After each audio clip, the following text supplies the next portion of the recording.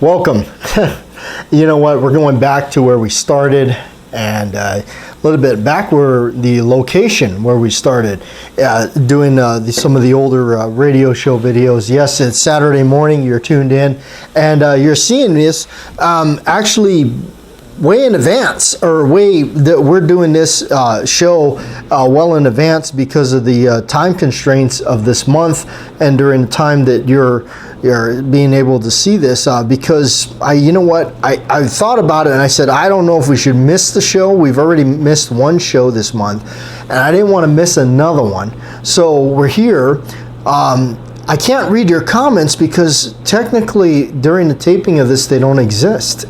Not yet. So I promise you, after this show, the following show will be back to our normal routine, but in the time being, I have a special show for you. I guess I wanted to make it special. I thought, you know what, if we're going to do this, I want to make an episode that it's going to be, it's going to be something really cool and awesome, and a little bit of my personal input onto it. And you know what? I said, I already know what we should do.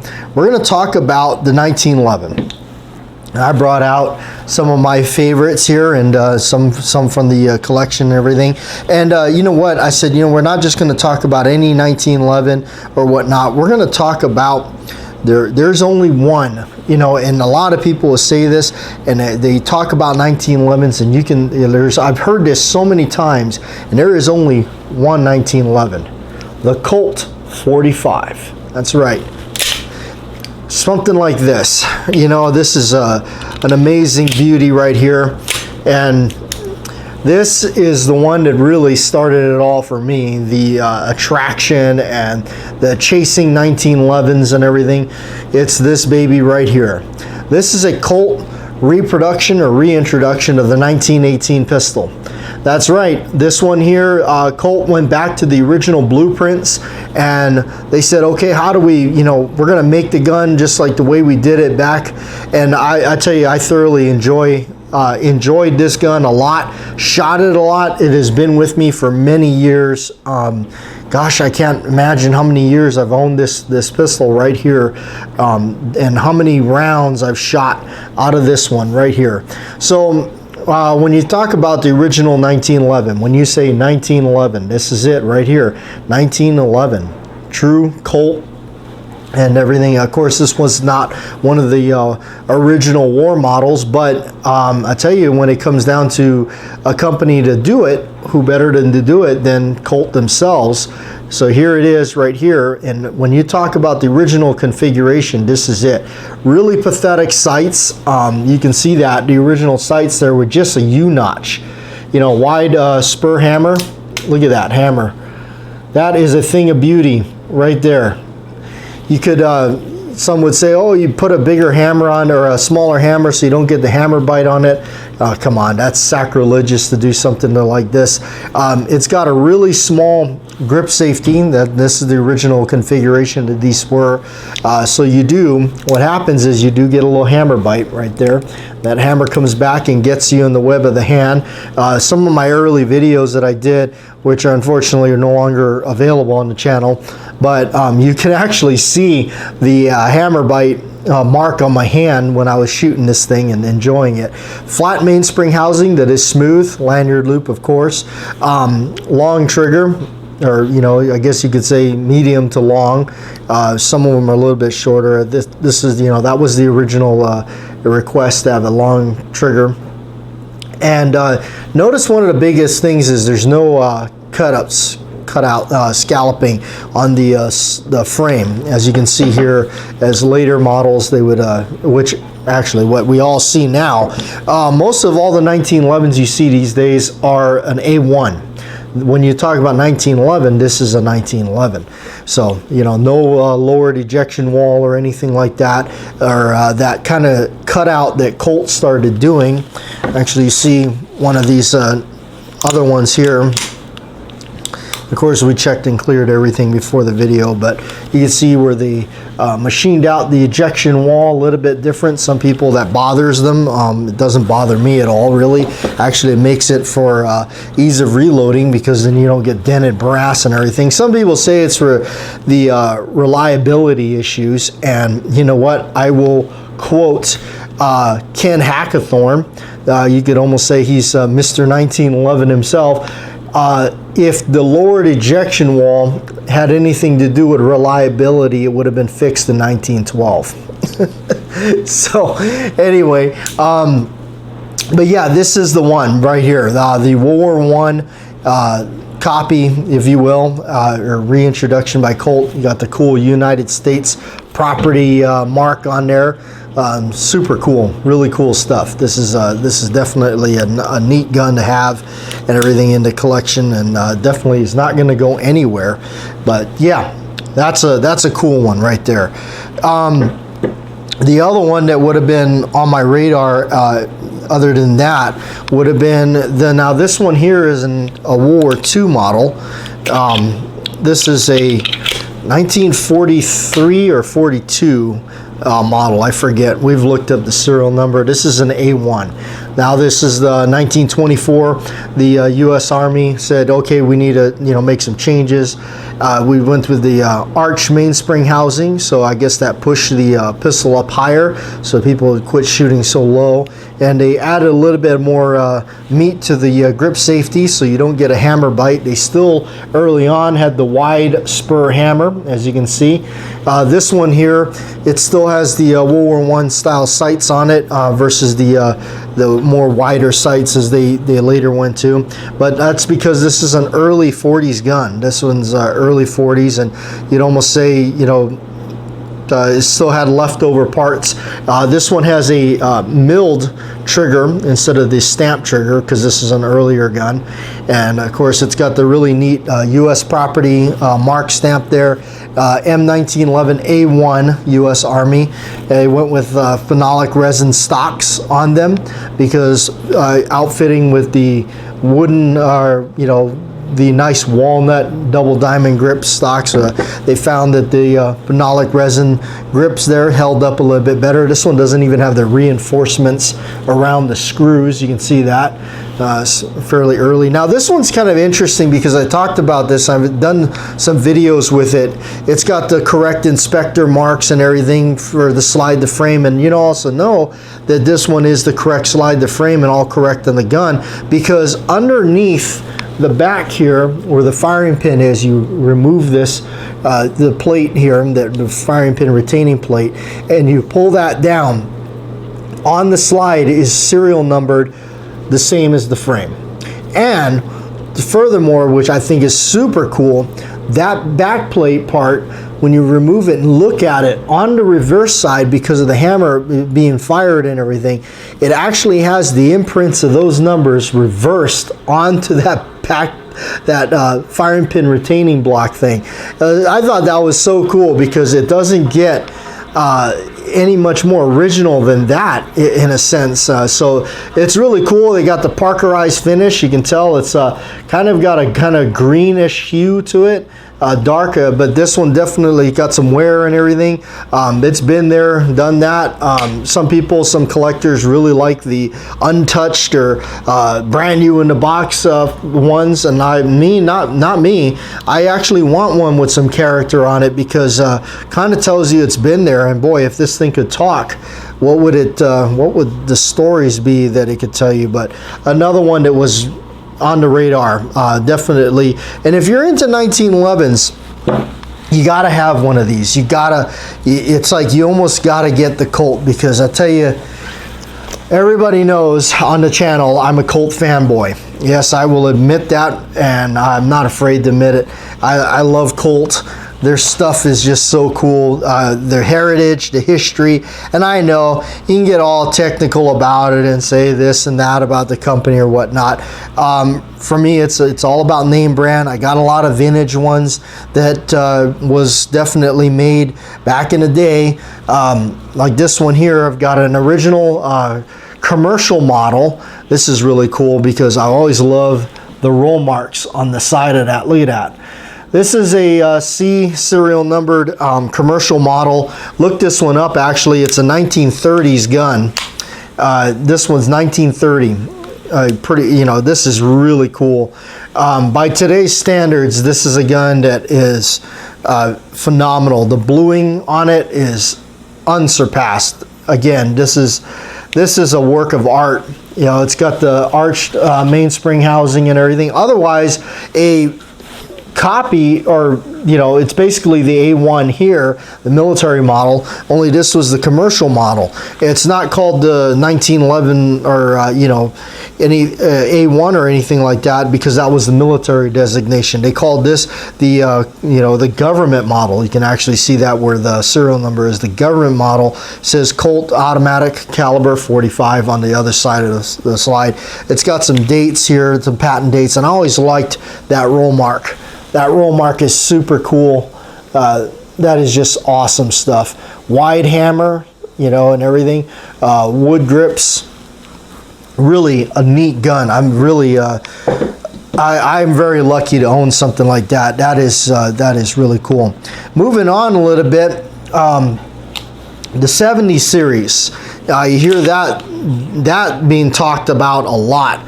Colt 70 series, Mark IV, Series 70 with a collet barrel bushing.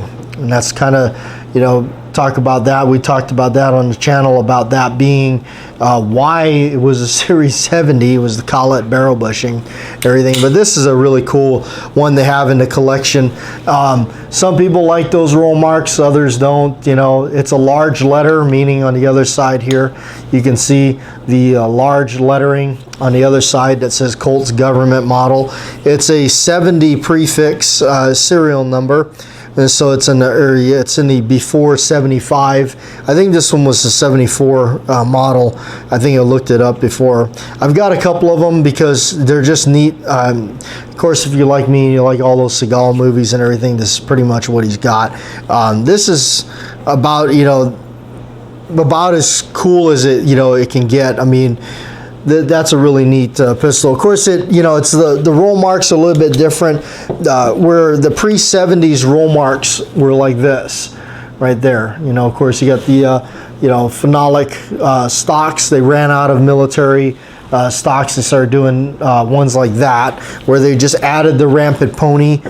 You can get them. They're kind of collectible now, but the old stocks here, they're kind of different ones of all different orange and brown and different grips. My favorite is definitely the old school original, just full checkered walnut grips, stocks with the medallion in them, with no diamond cuts on it.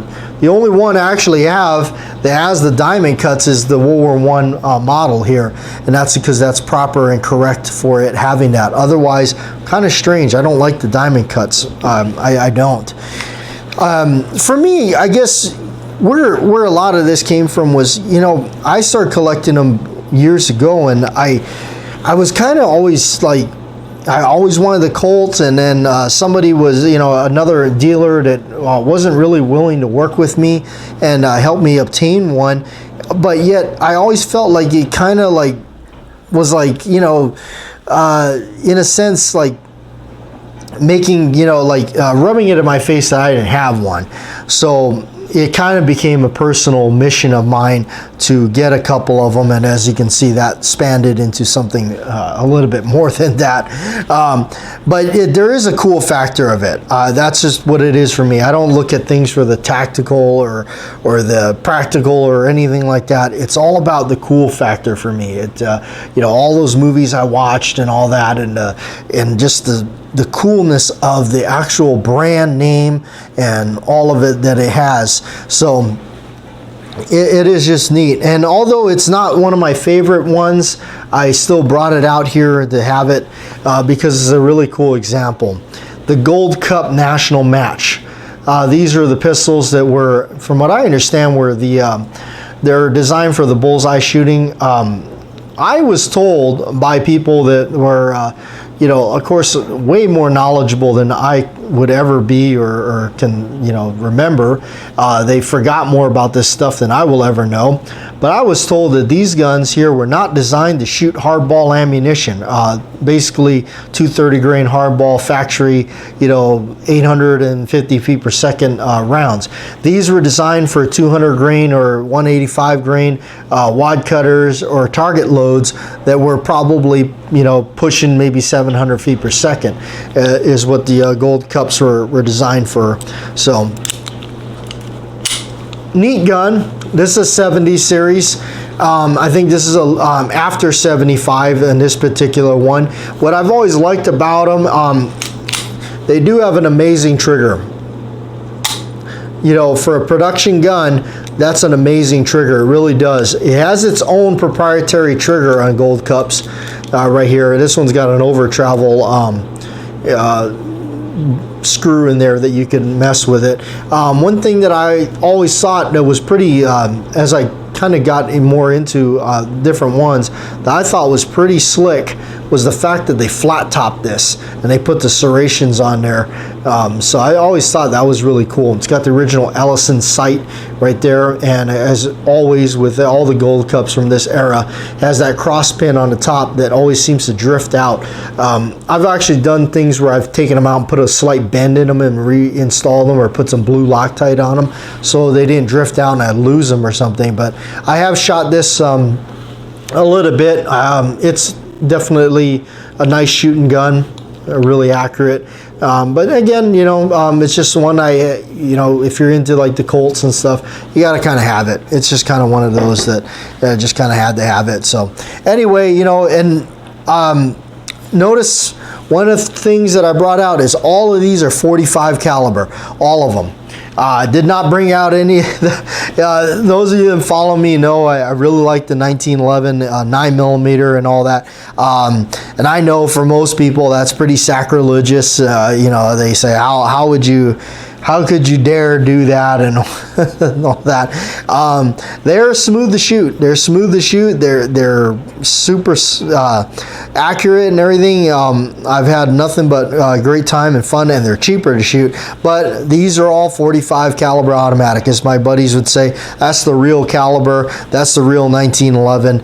And you hear that a lot. I've heard that. I've heard it being told to me many times where the real 1911 is the Colt and it's in 45. And notice also with my choices here of stuff that I've collected or my interest in things that I really enjoy, is notice they're all pretty much a configuration of the original GI gun. And that's it. That's my my true like for them, is I like the original GI look. Basically, you got the standard low profile sights, wide trigger or wide hammer, just that standard grip safety.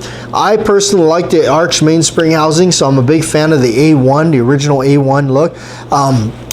I do like the teardrop thumb safety, as later when Colt started doing that, I believe they started introducing that in the later 50s and whatnot, because they ran out of, and that's the thing that's neat too when you start looking at the history of the Colt.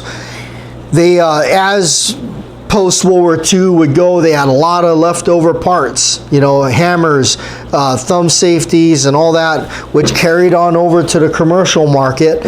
And as the time went on, you can see where the early ones would have had the World War II grips, the phenolic resin grips, and they probably at some point during the 50s ran out of those.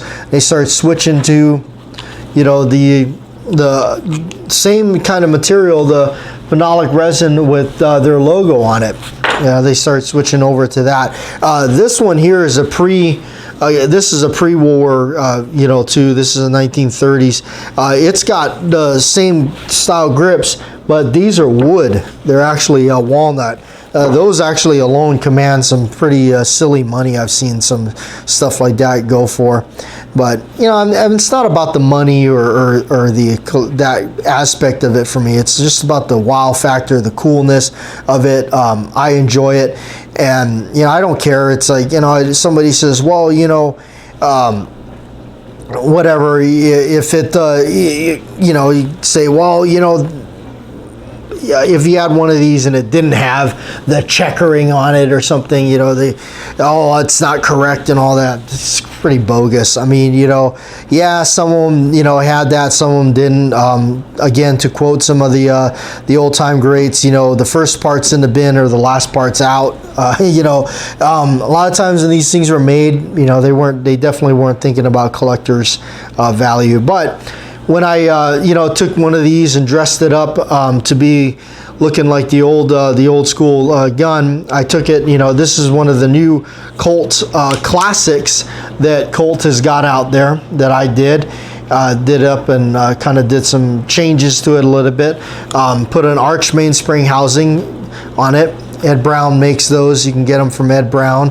They are still around. I put an old school Colt hammer in it and everything, and then had some the brown orange stocks and put that on there, you know, just to kind of bring it up to speed in carrying over to the old school tradition of it. But it is definitely, you know, a lot of people knock the new stuff, but I've had this for some years since it came out. It's one of my favorites. If I'm going to shoot a 45, I usually bring this one out and have been enjoying it and have enjoyed a lot of rounds through it. This definitely was with me when I was working at an indoor range for some years, and I shot this baby a lot down there, quite a bit, so enjoyed it a lot.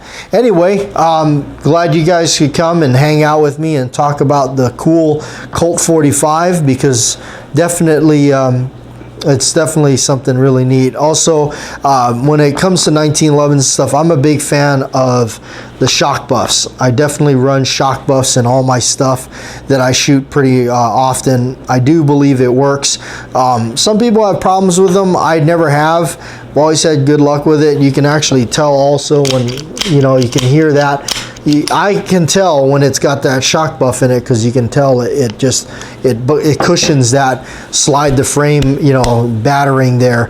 Although, you know, you can argue that, you know what, it never was something that was part of the design from its, you know, day one, and Browning never put it in there, but I do, because I kind of want to prolong my stuff, because they're beautiful. They're getting harder to get, you know, it is crazy, because they're going up in price. The prices of these things are not getting cheaper. They're only going up. And you know, I'm glad I jumped on the bandwagon and was able to obtain a few of them myself while the you know, the prices were, you know, at least somewhat reachable. But now they're getting, like I said, they're getting to the point where they're getting pretty silly. They're getting pretty up there and expensive. They're certainly not getting any cheaper. And you know, get your hands on one if you want one. You wait too long, it starts to get to the point where, you know, it's definitely gotten to the point where it's out of my budget. So anyway, we'll see you next time on the show. Thanks for hanging out, and we'll be right back to our normal program.